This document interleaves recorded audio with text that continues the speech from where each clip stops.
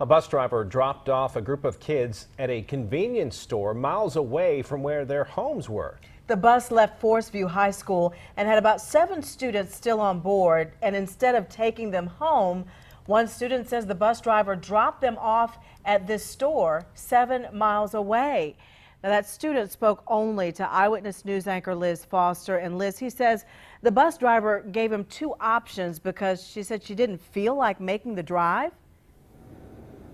That's what the kids say, and this convenience store along this busy road was one of the 2 options that the teens say the bus driver gave them. The other option, back to the high school about a half mile down the road. The teen I spoke to says he got off here because he didn't want to be on that bus for another minute. And she's just driving all over the road. 15-year-old Ty Hildreth told me he was already worried about a bus driver's driving today after going back to Forest View High School for a half day to retake a test. He was one of about 7 students on the bus to go home. Almost an hour later, he and several others still hadn't made it home. I told her where I live and she said, "I'm not taking you there. Like, that's too far."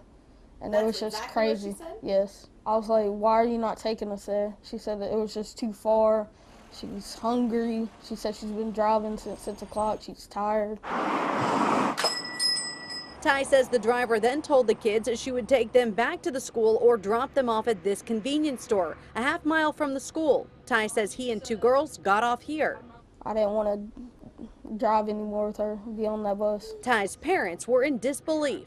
I couldn't believe it. I'm just worried about him, just being on the side of the road, at a store. I mean, anything could happen at that store, from a robbery to a fire to anything. Ty's mother called the school and says she was told she was the 4th parent to complain. A school district spokesperson told Channel 9 the school will use a different bus driver and, quote, our transportation and human resources departments will be addressing this situation with the school and the bus driver. You just don't drop kids off, just anywhere and tell them to get out. All right, get out.